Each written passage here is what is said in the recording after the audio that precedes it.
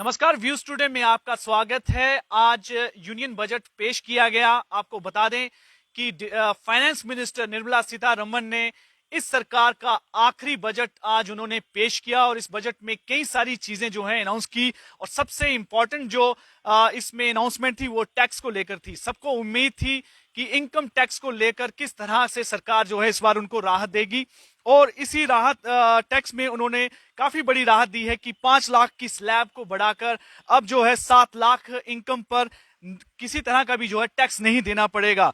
पुरानी tax system को इस सरकार ने खत्म किया और नया टैक्स सिस्टम जो है लागू किया है, जिसमें 7 स्लैब से घटाकर अब 5 स्लैब कर दी गई हैं और जिसमें 7 लाख की इनकम तक अब आम जनता को जो है कोई भी टैक्स नहीं देना होगा। मेरे साथ मेरी कलीग रूहानी है, ये बात करेंगे कि आम जनता के लिए इसमें क्या सस्ता है और क्या महंगा है, वो इस बारे में एलैबोरेट करेंगे। रूहानी, सबसे पहले जहां तक हमारे देश के जो एक मंत्री हैं, लगातार उनको एक विकास पुरुष का भी दर्जा दिया गया है। मैं नितिन गडकरी की बात कर रही हूं। उन्होंने कहा कि पर्यावरण में जो मात्रा है प्रदूषण की वो काफी ज्यादा है, जिसको लेकर उन्होंने कहा है कि इलेक्ट्रिक व्हीकल्स को इजाफा करना चाहिए, यानी कि उसको बढ़ोतरी करनी चाहिए। तो सबसे पहले यहाँ पर ये कहा गया है कि इलेक्ट्रिक व्हीकल्स जो है वो सस्ते होने वाले हैं। और यहाँ पर हमने कल ही आपको बताया था कि सरकारी बसें हो, यानी कि जो पूरा सरकारी तंत्र है उनको भी बदलने की कड़ी में अब नितिन गडकरी आगे आ चुके हैं। वो ऐसे केंद्रीय मंत्री हैं जो लगातार ये कहते हैं कि प्रदूषण जो है वो कम होना चाहिए, जिससे बीमारियां जो है उससे हम बच सके। तो सबसे बड़ी सौगात है कि जो इलेक्ट्रिक व्हीकल्स हैं उनको जो है अब सस्ते करने की कड़ी में जोड़ा गया है। साथ ही साथ मेड इन इंडिया, यानी कि वोकल फॉर लोकल की जिस तरह से बात की जाती है कि आप स्वदेशी जो चीजें हैं उनको ही अपनाइए, वो ज्यादा अच्छा होगा, ताकि देश का जो पैसा है वो देश तक ही पहुंचे और देशवासियों के विकास में उपयोग हो। और साथ ही साथ यहाँ पर जो कैमरे हैं उनके लेंस भी जो है वो सस्ते होंगे। अब इसके बाद महिलाओं के लिए खास खबर है और उनके लिए सबसे बड़ी खबर ये इसलिए रहती है कि क्या सोने चांदी का भाव, उसमें उथल पुथल हर दिन देखी जाती है, उतार चढ़ाव देखा जाता है, तो क्या उस पर कुछ यहाँ पर प्रतिक्रियाएं है, यानी कुछ बदलाव आए हैं।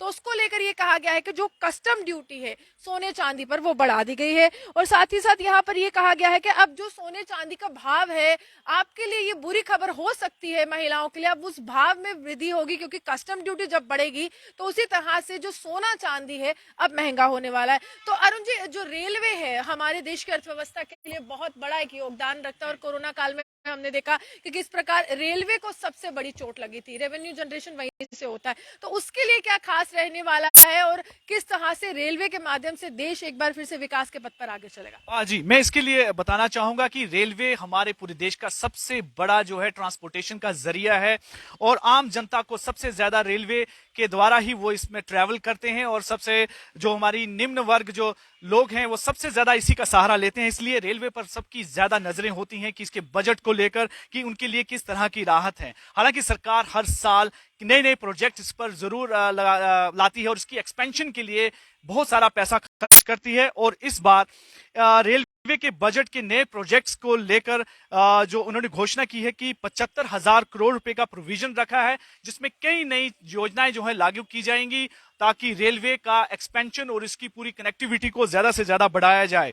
और कुल मिलाकर 2.4 लाख करोड़ का इस साल का 2023 का रेलवे का बजट रखा गया है। और आप जैसे कि रूहानी ने अभी डिस्कशन की थी, बताया भी कि कोविड-19 की वजह से बहुत ज्यादा मुश्किलों का सामना करना पड़ा था रेलवे सेक्टर को, क्योंकि रेलवे सेक्टर सबसे बड़ा है और सबसे ज्यादा रेवेन्यू जनरेशन सरकार को जो है रेलवे से मिलता है। इसलिए रेलवे को इस बार ज्यादा से ज्यादा बूस्ट करने के लिए और इसको आगे बढ़ावा देने के लिए, ताकि इसमें ज्यादा बढ़ोतरी हो और नए प्रोजेक्ट्स जो हैं इस बार सरकार लाने जा रही है, जिसके लिए 75,000 करोड़ रुपए का प्रोविजन जो है रखा गया है। और आगे मैं फिर से रूहानी के पास जाऊंगा और रूहानी आप और हमारे दर्शकों को बताएं कि बजट में बात कर रही थी सोना चांदी का भाव, उसमें उतार चढ़ाव देखा जाता है, लेकिन इस बजट के बाद चढ़ाव ही देखा जाएगा, उतार नहीं देखा जाएगा। और साथ ही साथ महिलाओं को बचत के लिए प्रोत्साहित किया गया है और यहाँ पर कहा गया है कि महिलाओं को अब सेल्फ डिपेंडेंट होना पड़ेगा। और सेल्फ डिपेंडेंट इस प्रकार पे होना पड़ेगा कि आपका जो बैंक खाता है, पहले जिस तरह से प्रधानमंत्री ने जनधन खाते का आगाज किया, तो बैंक खाता जो है उसके माध्यम से आप अपने अकाउंट में कुछ पैसे जो है वो डाल सकते हैं, यानी कि निवेश के तौर पर 2 लाख रुपए निवेश के तौर पर वहां पर ये कहा गया था। और इसमें ये भी कहा गया है कि इस योजना का नाम है महिला सम्मान बचत पत्र, यानी यानी कि आपको बचत करना है और उसके साथ ही आपका सम्मान भी बढ़ेगा, आपका समाज में एक तरह से अलग ही रुतबा होगा क्योंकि आप सेल्फ डिपेंडेंट हो जाएंगे। तो इसके लिए यहाँ पर ब्याज दरें भी जो है वो पूरी तरह से जाहिर कर दी गई है कि कितनी ब्याज दर होगी। 7.5% जो है ब्याज के तौर पर मिलेगा, इंटरेस्ट के तौर पर मिलेगा।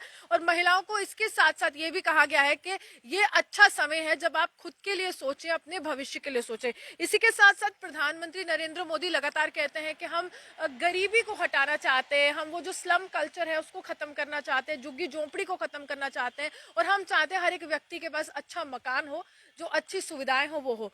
तो प्रधानमंत्री यहाँ पर आवास योजना के तहत जो है उसका जो पूरा फंडिंग है, जो पूरा एक इंफ्रास्ट्रक्चर बनाने का एक तरीका है उसको बढ़ा दिया गया है और 66% बढ़ाते हुए 79,000 करोड़ किया गया है।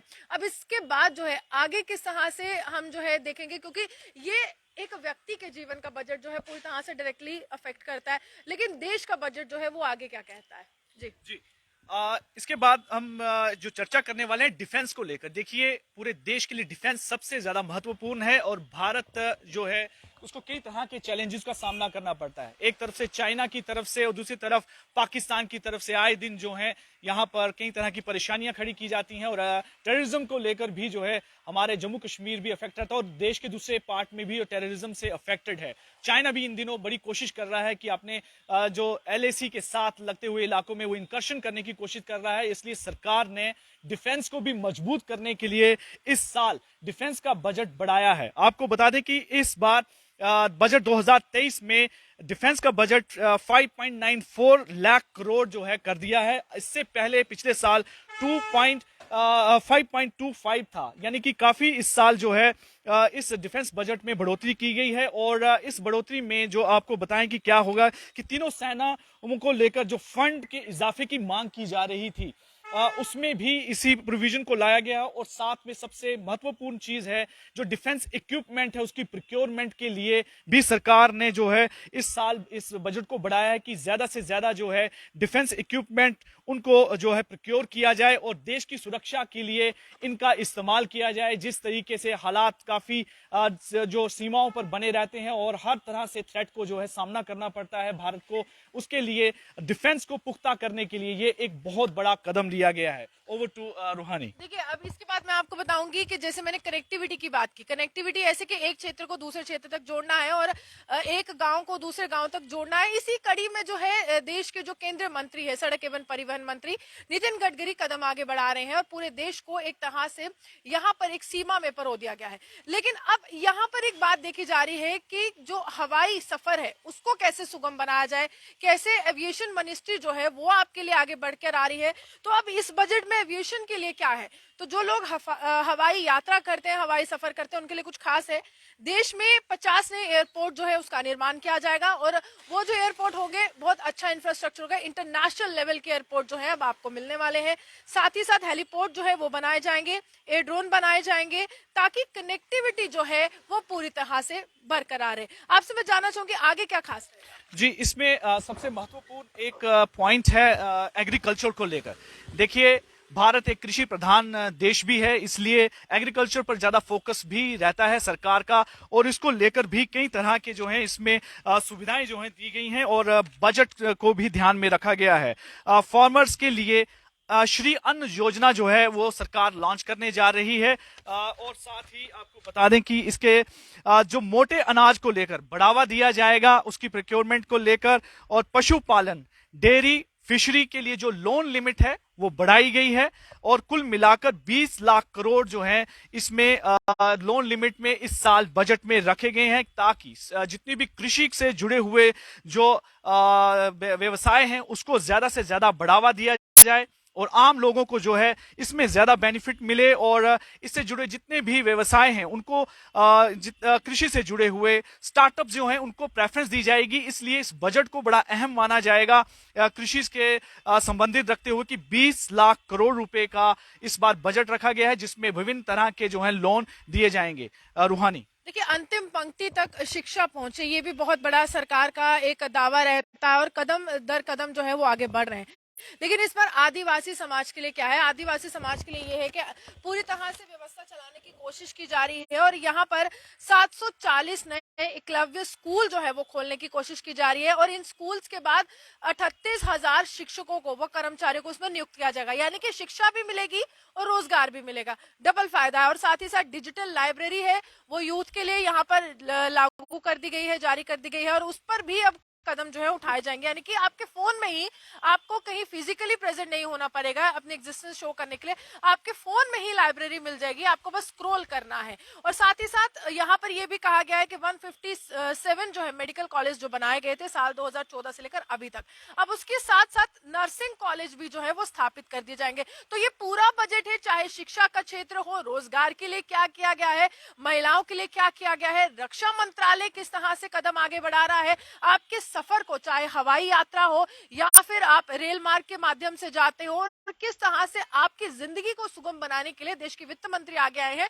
तो इस तरह से पूरी व्यवस्था चलाई गई है और ये अगर हम कहें एक दिन का काम नहीं रहता है, काफी लोग इसके पीछे रहते हैं, काफी लोगों की मेहनत रहती है, काफी लोगों की सोच रहती है, क्योंकि यहाँ पर हर एक हिंदुस्तानी को ध्यान में रखते हुए ही इस बजट का निर्माण किया जाता है। अब देखा जाएगा इस बजट के बाद जो प्रावधान होंगे उसका असर हर एक व्यक्ति के जीवन पर कैसा पड़ेगा। और सबसे बड़ी बात है, विपक्षी दलों के नेता जो लगातार सदन में हंगामा करते रहते हैं, लगातार सवालों के घेरे में केंद्र सरकार को रखते हैं कि आम जनमानस महंगाई से त्रस्त है, आम जनमानस पर आप जब सवाल हम आपसे पूछते हैं तो आप हमारा माइक बंद कर देते हैं, विपक्ष को दबाने की कोशिश करते हैं, हाल ही में राहुल गांधी ने कहा। तो इस पर विपक्षी दलों के नेताओं की क्या प्रतिक्रिया रहेगी? क्या उनके लिए ये बजट खुशियों वाला बजट है या इस पर भी उनको निराशा हाथ लगी है? आप यूं ही हमारे साथ बने रहिए और देखते रहिए व्यूज टुडे। जम्मू से रूहानी और अरुण जी की ये खास रिपोर्ट थी जिसके माध्यम से हमने अपने तमाम दर्शकों तक ये पहुंचाने की कोशिश की कि आप तक हम पहुंचा सके कि आने वाले साल में आपके जीवन में किस तरह से ये बजट असर डालने वाला है। नमस्कार।